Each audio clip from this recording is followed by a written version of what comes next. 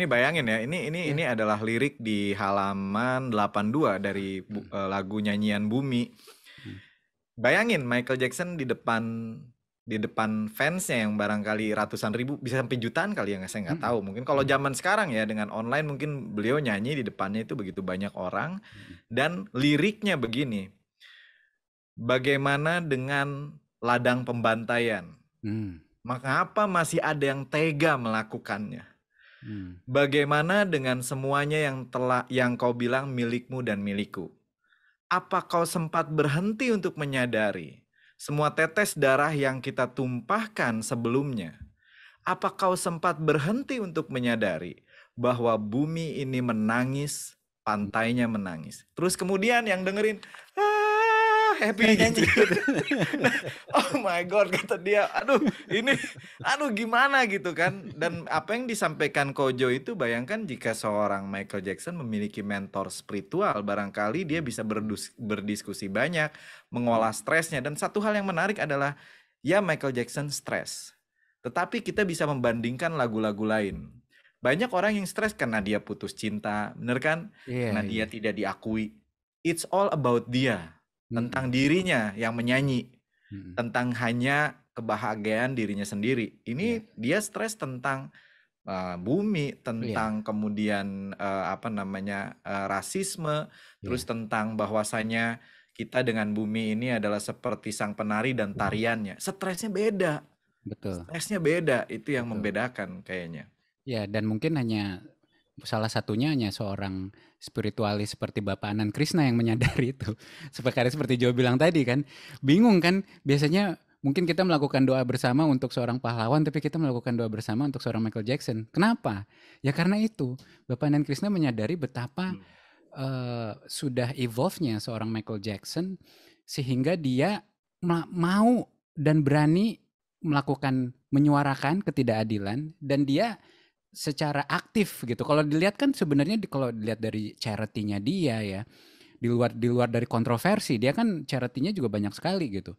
Karena dia benar-benar memperjuangkan. Jadi intinya adalah bukan hanya kita stres terus kita ini sendiri, tapi kita bagaimana menyebarkan pesan-pesan ini ke banyak orang gitu. Itu yang saya dapat sih. Wah, gimana Kojo? Ya, dan di buku ini ya Mas Dimas ya, Mas Dian juga, bahwa kita di situ guruji yang bisa memberikan kita perbandingan ya. Sebenarnya guiding kita juga. Nah, ini penyanyi yang bagus nih kayak gini nih, gitu kan ya. Istilahnya gitu kan. Maksudnya ya dia nih bikin lirik kayak gini gitu ya. Bikin lirik kayak gini. Nah, kalau yang ini yang ngomonginnya teriak-teriak, aduh tersakiti hatinya lah, apalah yang ini. Nah, ya itu bukan oke juga sih ya, tapi kan itu yang bisa membedakan kita antara satu hal yang lebih tepat untuk kita yang mana, seperti itu. Tapi benar seperti yang Mas Dimas tadi mention, bahwa keberanian ya, Michael Jackson itu berani. Dia punya ciri, berarti dari sini juga Guruji ada sedikit mengulas ya tentang keberanian Michael Jackson untuk berkarya, untuk menulis lagu, untuk bernyanyi, untuk berdasar pemandangan yang di luar di out of the box lah, seperti itu. Yang seperti tadi mungkin Mas Dian ada bicarakan bahwa oh iya, dia menyuarakan sesuatu yang bukan hanya dirinya, keresahan dirinya, tapi terkait dengan apa yang terjadi dengan di dunia ini. Bahwa dunia nggak bisa berubah-ubah nih, tetap aja mau dinyanyiin, mau diapain, tapi tetap begitu aja gitu. Nah, ini yang membuat Michael Jackson frustasi berat. Dan frustasi beratnya ini yang kemudian membuat dia ya melakukan hal-hal kontroversial, seperti yang tadi mungkin disebutkan ya, dan terutama yang utama yang kita perhatikan adalah operasi plastik dia ya, yang kayaknya berlangsung terus-menerus secara sistematis ya, dan masif ya istilahnya gitu kan ya. Jadi ini yang menjadi suatu mungkin pelampiasan dia ya terhadap frustasian dia gitu. Nah, dalam buku ini Mas Dian, Pak Anand juga cerita bahwa ada dua spiritual dibandingkan, ya kan? Salah satunya J. Krishnamurti. Beliau juga, Guruji mengatakan bahwa beliau juga frustasi terhadap segala sesuatu di dunia gitu. Tapi karena dia seorang spiritualis, dia tahu cara untuk mengatasinya gitu. Dia melakukan dengan diskusi, dengan ngobrol dengan orang-orang sekitar dan sebagainya gitu. Mahatma Gandhi, seorang spiritualis juga gitu. Ketika Mahatma Gandhi frustasi dengan apa namanya terpecahnya waktu itu India ya Pakistan. dengan Pakistan ya karena agama gitu ya. Beliau memutuskan untuk keluar dari politik praktis dan kemudian kembali ke komunitasnya di Gujarat waktu itu ya waktu itu. Jadi sedangkan Michael Jackson dia punya hati yang mulia, dia punya bakat spiritualis, tapi dia nggak punya mentor, dia nggak pernah memahami mungkin tradisi spiritual yang ada gitu, sehingga yang dia lakukan adalah yang seperti kita ketahuin di berita-berita ya bahwa dia melakukan operasi plastik dan segala kontroversial terkait dengan kehidupannya. Iya, jadi apa namanya? Saya juga baru sadar bahwa kita mampu melihat itu pada diri Michael Jackson sekarang karena kita baca buku ini. Iya, benar. benar. Jadi Benar. saya baru sadar loh urutan yang diberikan oleh Bapak Nan Krishna. Bayangkan kalau nggak ada Bapak Nan Krishna, saya paling beli albumnya Michael Jackson. Oh iya, hebat Nyanyi ya aja. liriknya, bener nggak? Bener nggak? Lagunya Paling, enak oh, ya gitu. lagunya enak ya, liriknya oke. Wah, moonwalknya gimana? Videonya pelanin dikit, kita biar belajar gitu kan. Iya, iya. Tapi buku ini teman-teman kalau nanti udah teman-teman terima di rumah ya, ada diskon 50% untuk buku ini. Kalau Malam ini teman-teman, aja ya Mas Denny. Hmm? Diskonnya malam ini aja kan ya? Wah iya, diskonnya malam ini aja. Thank you Kojo udah ngingetin. Harus cepet nih, kalau enggak Harus cepat. Nah, nggak dapat. buku ini teman-teman itu diurutnya aja luar biasa. Dangerous itu bukan album dan bukan album pertama Michael Jackson. Tetapi buku ini dibuka dengan Dangerous. Dengan tulisan di Dangerous. Ini penting. Kenapa? Saya baru sadar karena di situ di dalam covernya album Dangerous itu melukiskan bahwa Michael Jackson merasakan kesatuan dengan semesta. Bahwa dia itu memiliki tanggung jawab moral terhadap semesta. Sehingga lirik-lirik berikutnya itu menjadi masuk akal. Dia bisa merasakan kepedihan bumi, dia bisa merasakan kepedihan seorang anak, dia bisa melihat bahwa di dalam wajah seorang anak yang senyum itu bisa memancarkan keilahian sehingga dia tidak merasakan kesalahan untuk bergaul dengan anak-anak. Dan di sini disampaikan dari berbagai tradisi, di tradisi apapun bahwasanya kerajaan Tuhan ada dalam anak-anak atau bagaimana gitu ya, teman-teman bisa melihat dari berbagai tradisi anak-anak itu memiliki kepolosan dan kita bisa memahaminya karena urutan yang dituliskan oleh Bapak Nan Krishna itu juga ternyata membantu kita memahami. Kalau tidak, dia akan tercecer-cecer. Nanti kalau teman-teman baca, kenapa lagunya diurut seperti itu, sepertinya juga sudah dipikirkan baik-baik. Nah itulah salah satu keuntungan bagi mereka yang memiliki mentor tentunya. Kojo sama Kang Dimas ini kayaknya seru ya ternyata diskusi begini tuh ya. Seru loh. Dan kayaknya kalau ada tatap mukanya juga seru nih. Harusnya, iya dong. Harusnya orang-orang yang nanti udah beli buku ini tuh terbalik-terbalik karena yang satu bahasa Indonesia, satu bahasa Inggris gitu. Ya. Jadi bacanya gini teman-teman nih, begini terus balik begini. Nah, nanti kalau teman-teman udah bisa bukunya ada, mungkin kita bisa diskusi kalau yang di Jakarta itu bisa di Sunter. Kemudian yang di Ciawi bisa di One Earth Retreat kita ya, center-center kita bisa diskusiin nih bukunya. Karena pada saat itu teman-teman akan mengalami kekagetan yang sama seperti kita ketika membaca buku ini pertama kali. Silahkan ada yang mau melanjutkan. Ya jadi mungkin satu lagi adalah tentang bagaimana sekarang itu pesan-pesan dari kalau misalnya kita lihat ya dari berita yang lagi rame sekarang kan tentang kemungkinan terjadi peperangan gitu dan lain sebagainya. Kalau misalnya kita lihat lagi dari zamannya Michael Jackson dari tahun 80-an ternyata sampai sekarang itu keadaan di dunia kita tuh tidak banyak berubah, malah mungkin kayak lebih. Jadi memang diperlukan sekali gitu suara-suara seperti Michael Jackson ini ya. Itu sih yang Jadi bagaimana kita bisa menyuarakan kebaikan gitu. Kita juga tetap menyuarakan kebaikan sehingga lebih banyak orang-orang di sekitar kita bisa menyadari gitu bahwa kita semua harus berubah nih gitu. Kita semua harus berubah. Dan jadi saya harap bisa perubahan itu bukan hanya dilakukan oleh sekelompok tertentu gitu. Jadi semakin banyak, ya maksudnya teman-teman yang di sini yang mungkin merasakan manfaatnya gitu ya dari YouTube ini, disebarkan juga, diajak teman-temannya untuk ngikut YouTube minggu depan gitu kan. Atau misalnya merasa terbantu atau mendapatkan pencerahan dengan buku-buku tertentu, disebarkan juga bukunya ke teman-teman yang lain, dipinjamkan. Mungkin itu aja sih Kang Dian. Itu ternyata bagian dari laku spiritual. Benar.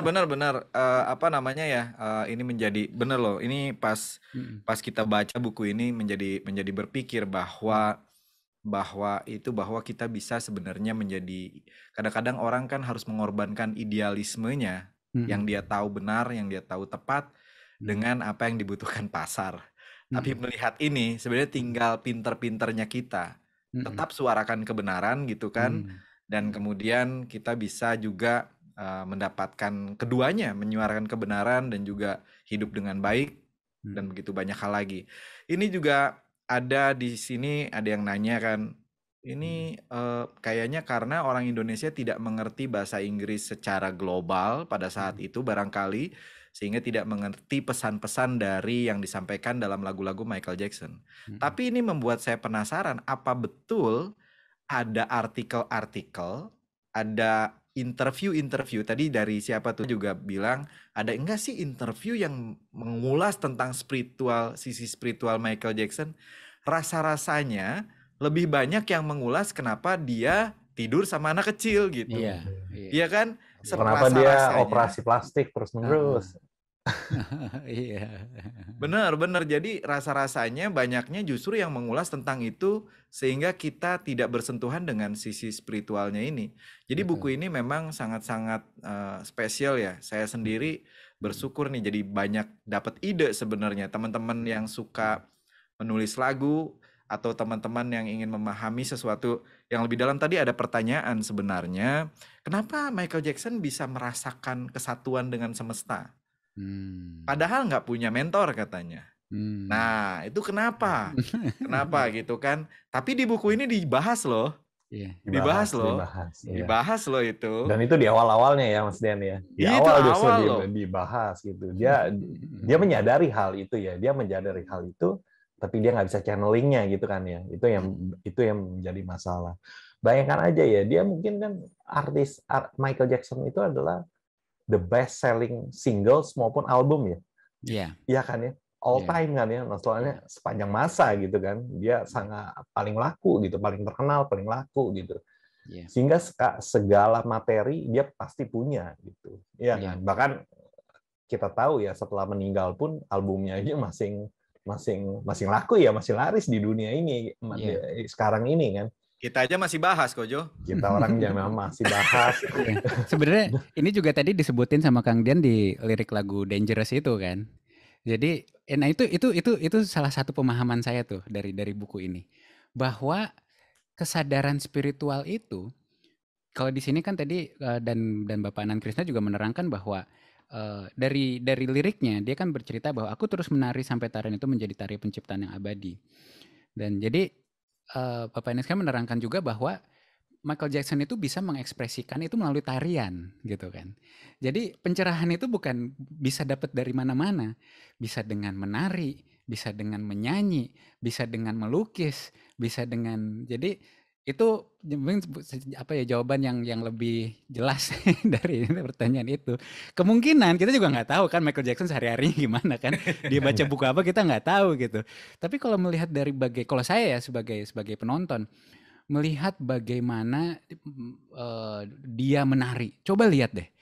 Kalau yang dokumenter dia yang terakhir tuh apa sih, This Is It kalau nggak salah ya. This Is It kan. Di situ kan ya itu kan kurang lebih akhir hayatnya dia kan. Tapi kalau kita merhatikan bagaimana dia menari, itu tuh kayak dia udah berada di dunia lain itu udah. Jadi kemungkinan dia bisa mendapatkan pencerahan dengan ekspresi tariannya dia itu ya, mungkin gitu mungkin. Ini saya jadi ingat kan kita di Anan Ashram tuh ada meditasi tarian. Iya. Dan teman-teman yang sudah mengikuti latihan pemberdayaan diri Neo Self Empowerment dapat mengikuti latihan tarian itu. Banyak di antara peserta yang mengatakan kalimat yang mirip seperti yang dikatakan Michael Jackson, bahwa kok kayaknya saya menyatu yang dengan tarian ini. Jadi tarian itu bisa dipergunakan sebagai sebuah sarana untuk mencapai perasaan kesatuan itu. Yang perlu kita lakukan selanjutnya adalah perasaan itu tidak kita pendam sendiri aja.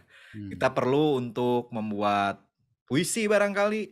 Teman-teman bisa membuat tulisan, membuat lukisan yang juga bisa dinikmati dan membuat orang-orang lain terinspirasi seperti adanya buku ini. Jadi teman-teman, tadi saya dikabari nih Kojo sama Kang Dimas bahwa niatan kita tadi kayaknya seru kalau misalnya kita udah punya bukunya dan kita bisa diskusinya tatap muka dengan prokes tentunya ya. Itu boleh katanya Kojo. Jadi kita bisa nih. Kita kan udah ada buklet hari Sabtu kan, hari Sabtu. Siang. Udah ada ya? Nah, iya, di Sunter udah ada. Di Sunter kan, jadi kita bisa bawa bukunya, kita bisa diskusi di sana. Karena gini teman-teman, mungkin kalau kita bicara hal-hal spiritual seperti ini ya, kesatuan, terus kepedulian pada sesama, bukan cuma peduli tetapi juga beraksi untuk mewujudkan visi dan misi yang kita pahami. Kita perlu support group nggak sih? Oh, iya. Apa kita bisa gitu jalan sendirian? Tadi Michael Jackson perlu guru, gitu kan? Nah, saya pikir kayaknya perlu support group. Makanya kalau kita kumpul kayak kita kumpul di Anan Ashram, kayaknya itu akan saling membantu energi kita. Gimana Kojo? Ya, itu yang mungkin menjadi salah satu kekurangan yang apa yang dialami oleh Michael Jackson. Dia sudah menyadari kesatuan, dia sudah merasakan segala kesatuan dengan alam semesta dan sebagainya. Dia punya uang, dia bisa menyewa psikolog, dokter ataupun siapapun gitu kan, psikiater yang bisa membantu dia gitu kan. Tapi dia akhirnya dia tidak dapat menemukan mentor untuk jiwanya. Dia tidak menemukan support group atau kelompok yang bisa membantu dia untuk istilahnya menyalurkan apa yang dia rasakan, apa yang dia harus ekspresikan, dan sebagainya. Sehingga itulah yang terjadi akhirnya, istilahnya side effect-nya itu adalah dia malah melakukan perubahan dari dalam dirinya sendiri, tapi dalam arti yang sangat fisik sekali gitu ya kan? Sehingga karena dia berpikiran bahwa kalau saya merubah diri sendiri, dunia akan berubah gitu.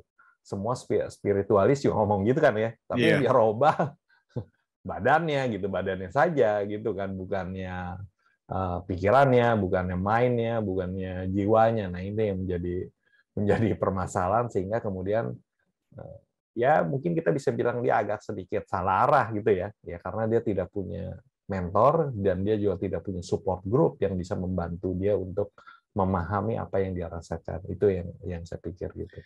Yes, benar banget. Jadi ini ada beberapa pertanyaan yang saya pikir ada jawabannya dalam buku ini. Apakah keberadaan tidak menuntun Michael Jackson untuk bertemu dengan seorang pembimbing? Terus kemudian ada pertanyaan lagi nih. Apakah saat menari berasa lenyap atau menyatu? Nah, jawabannya ikutin aja nanti kalau mau kita nari bareng di Anan Ashram ya. Itu hanya bisa dirasakan ya. Bisa dirasakan karena nggak bisa diomongin tuh. Yang itu susah tuh diomonginnya. Percuma lenyap diomongin atau ya. menyatu. Nah, sama kayak misalnya tadi gulanya manisnya gimana kalau kata Bapak kan? Ya makan aja gulanya, tahu deh manisnya gimana gitu kan. Kalau disuruh ngejelasin manis itu gimana, yang susah jelasinnya. Silakan nanti bisa mengikuti kelas-kelas selanjutan di Anan Ashram.